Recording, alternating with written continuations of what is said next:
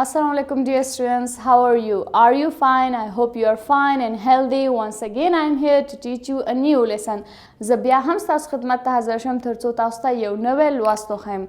And I hope you have studied and learned the previous lessons, worked on words, practiced conversations with your partners and etc. about English language, right? So خدای دې وکړي چې تاسو درس لوستی اوسي، لغات مو زده کړي اوسي، کنورسیشنز مو خپل ملګرو سره پریکټس کړی اوسي او هر هغه څه مو کړي کوم چې د انګلیش ژبې د زده کړې لپاره مهم دي. So we are going to start our new lesson. It's in Unit 8, yes, Lesson 3 from page 96 up to 97, yeah. So before we start, we will read and learn some words which were kind of tough and a little bit not familiar to you people. So let's read the words first, then we will study the lesson. So dear friends, the very first word in this lesson is dinner. Dinner means د شپې ډوډۍ. Lunch means د غرمې ډوډۍ. Expect means تمه درلودل. Sick means ناروغه. Wedding means واده یا هم د واده مراسم. Utensils لوښي. صحیح ده، لوښو ته ویل کیږي مثلا قاشوغې شوې، قاشوغ پنجې شوې او دغه ټولو مجموعې ته utensils ویل کیږي. Knife چاقو یا هم چاړه. Fork قاشوغ پنجه. Spoon قاشوغه. Host کوربه. Appreciate ستایل. Rarely نادرا. صحیح ده؟ So dear students, turn page 96. We will start from part A. Read the following paragraphs. دلته موږ ته پاراګرافونه راکړي وای، دا ولولئ. They give information about eating customs چې د خوراک د دودونو یا رسم و رواجونو په هکله معلومات ورکوي around the world، یعنی په ټول جهان کې. عنوان دی A Guide to Dining Customs، وای یو راهنمایي د خوړو د رسم و رواجونو او دودونو په هکله. Meals can mean different things to people in different countries. خواړه کیدای شي چې مختلفې معناوې ولري د خلکو لپاره په مختلفو هیوادونو کې. یعنی کیدای شي د مختلفو هیوادونو خلک غذا ته یا میل ته د مختلفو شیانو نوم ورکړي او ورته مختلفې معناوې ولري. Number 1, the main meal، مهمه غذا یا مهم خواړه. In many western countries په ډېرې لویدیځي هیوادونو کې the main meal of the day is usually dinner. د ورځې مهمه خواړه یا غذا چې ده د شپې خواړه دي. But in many Arab countries it is lunch. لیکن په عربي هیوادونو کې مهمه خواړه د غرمې ډوډۍ یا د غرمې خواړه دي. Number 2, time to arrive، د رسیدلو time یا وخت. If you are invited to a meal in Europe, you are expected to come on time. که ته دعوت شوی وي د خوړو لپاره په اروپا کې نو ته باید تانه تمه کیږي چې ته باید په خپل ټایم ورسیږي. In Afghanistan you may come 1 or half hour earlier. په افغانستان کې کیدای شي ته یو یا نیم ساعت مخکې ورسیږي. In some South American countries، په ځینې جنوبي امریکایي هیوادونو کې it is all right to appear 2 or 3 hours later. هیڅ خبره نه ده، یعنې دا ټوټلی صحیح خبره ده که ته 2 یا 3 ساعته ناوخته هم ورسیږي. Rule number 3 or custom number 3، gifts، تحفې. In many countries په ډېری هیوادونو کې you may take a small chocolates or flowers. ته کیدای شي یوه بسته د وړوکو یا وړوکې بسته د چاکلیټونو او د ګلانو ځان سره واخلئ. In Egypt په مصر کې you take flowers to weddings or a house where someone is sick. په مصر کې ته به اخلي ګلان د واده لپاره یا هم یو کور ته یو مریض لپاره چې یعنی هغه ته یو ګفت په توګه ورکړي. But not if you are invited to a meal. لیکن ته بیا دغه ګلان یا flowers که چیرې ته ډوډۍ ته دعوت شوی اوسې هغې لپاره یې نه اخلي. In Afghanistan you may take flowers or clothes to wedding.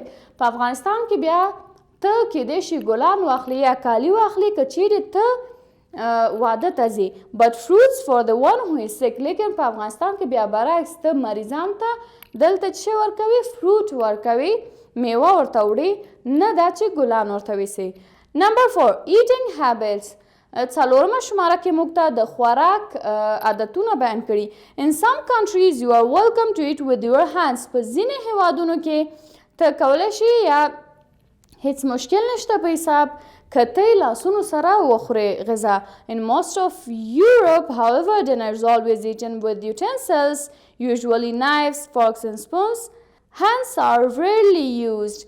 په اروپایي هیوادونو کې په زیاتره اروپایي هیوادونو کې دغه د شپې ډوډۍ چې ده دا بیا د لوښو یا ظرفونو یا هغه لازمو موردو په واسطه خوړل کېږي کوم چې غذا خوراک لپاره ضروري دي چې معمولا دې کې چاقو، قاشوق پنجې او قاشوغې شاملې دي. او لاس چې دی د دې څخه په نادره توګه استفاده کېږي د خوراک لپاره. In the Islamic countries په اسلامي هیوادونو کې Muslims eat with the right hand only, either with or without utensils. په مسلماني هیوادونو کې اسلامي هیوادونو کې مسلمانان خوري غذاوې د ښي لاس سره، کیدای شي تنه د لاس په واسطه وخوري یا هم کیدای شي د یوټنسلز یا هم د همدغه ضروري موارد چې موږ ویل قاشوق پنجه او چاقو دغه موارد دي دې په واسطه یې وخوري.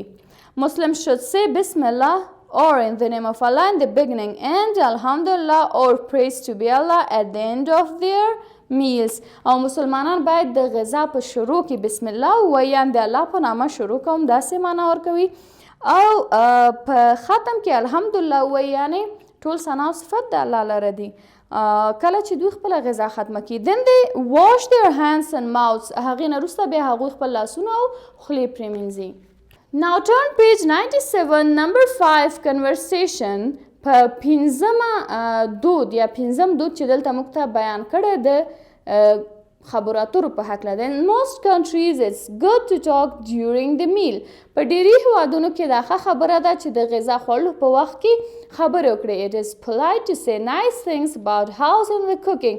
او دا به ډېره مؤدبانه خبره وي یا ډېر به مؤدبانه وي که چیرې تاسو ښې خبرې وکړئ د هماغه کوربه د کور په هکله او د پخلي په هکله. په شپږمه مرحله کې ویلي after the meal، یعنې د ډوډۍ یا د خوړو څخه وروسته بیا څه رواجونه شتون لري. راځئ اوس دا هم ولولو. After the meal in Europe it is polite to stay between 1 and 2 hours before leaving. وروسته د غذا څخه په اروپایي هیوادونو کې دا ډېره مؤدبانه خبره ده چې پاتې شي 1 إلى 2 ساعته د وروسته د غذا څخه، یعنې 1 إلى 2 ساعته پاتې شي دې نه مخکې چې ته دا کور ترک کړې یا ترې وځي. You can then thank your host before you go. او هغې نه پس بیا ته کولی شي کوربه څخه مننه وکړې دې نه مخکې چې ته کور پرېږدې. It is appreciated if you either write a note of thanks or phone soon afterwards. او دا هم ډېر ستایل کېږي په دغه هیوادونو کې که چیرې ته بیا هغوی ته یو نوټ یا یو خط ولیکې د هغې په ذریعه ترې مننه وکړئ، او یا کله چې پرېږدې کور لاړ شي بیا د کال یا د فون په واسطه ترې مننه وکړئ. But in our country، لیکن زموږ په هیواد کې افغانستان، یعنې په افغانستان کې the guest thanks before leaving the host house. لیکن په افغانستان کې بیا مېلمه د نه مخکې چې د کوربه کور پرېږدي ترې مننه کوي. It is better to find out something about the people's customs before you visit them. او دا به ډېره ښه وي چې تاسو لږ څه معلومات حاصل کړئ د خلکو د دودونو په هکله د نه مخکې چې تاسو هغوی سره ملاقات وکړئ. That way you will do the right thing and enjoy the meal more. او په دې طریقې سره به تاسو صحیح کارونه وکړئ، صحیح دودونه به تاسو مخته ویسئ، د هغوی د دود په مطابق صحیح ده تاسو به صحیح کړنې وکړئ او تاسو به دغه خواړه انجوی کړئ یا به د دغې میل څخه تاسو خوند واخلئ. Dear students, this was part A. We studied about customs in different countries. Now let's get to part B and let's see what are the questions asked about. سیده اوس په part B کې موږ ته 6 سوالونه راکړي. راځئ چې دا وګورو چې د څه په هکله زموږ څخه پوښتل شوي دي. The first question is, okay, here let me read the description before I start the questions. Here it says answer the following questions. لاندې سوالونو ته ځواب ورکړئ. The first question is, do all people have the same dining customs? آیا د ټولو خلکو د خوراک دودونه یو رقم دي یا سره ورته دي؟ No, not all people have the same customs. نه ټول خلک یو شانته دود نه لري. د خوړو یا د غذا په ارتباط. نمبر 2 what is the main meal of the day in your country؟ وایي ستاسو په هیواد کې د ورځې مهم خواړه کوم یو دي یا کوم ټایم یې مهم دی. صحیح دی؟ یو خو بریکفاست دی د سهار خواړه طبعا، یو د غرمې چې لانچ ورته وایي، د شپې ډنر. So in our country I think the most important meal is lunch. Yes, lunch زموږ د هیواد مهمه خواړه دي. Number 3 why do all Muslims eat with their right hands؟ وای ولې ټول مسلمانان په ښي لاس سره غذا خوري؟ Because it's sunnah، ځکه چې دا سنت دی. Number 4 what does gift mean؟ gift څه معنا لري؟ gift means reward. gift یعنی reward یا پاداش، یو څه چې هغوی مثلا تاسو دعوت درکړی دی یا د یو ښه کار په مقابل کې ته هغوی ته یو پاداش پرېږدي، نو د دې لپاره ته دوی ته gift ورکوي. that gift could be anything like a pen, like flowers, fruits, clothes, etc. right؟ هر څه کېدلی شي. Number 5 give the opposites of really and early. دلته موږ ته دوه لغتونه راکړي دي، وایي چې د دې opposite تاسو ولیکئ. well one word is really, right? so really means نادراً. د نادراً opposite څه دی؟ mostly. excellent. صحیح دی؟ mostly یعنی really means نادراً، mostly means اکثراً. right? the second word is early. early's opposite is sorry, do you know what's early opposite? Yes, early's opposite is late. early وخته، late نا وخته. I come to office early, I come to office late. زه office ته وخته راځم، زه office ته نا وخته راځم.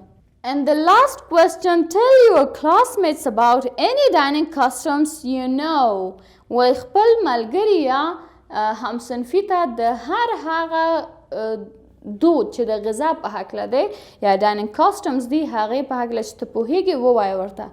This is up to you, right? So you have to write something in the comment section and share this with us in order to see that how much you obey the dining customs and how much you follow them, how much you know about the dining customs in your country or from wherever you are. And I'm sure most of you are from Afghanistan, right?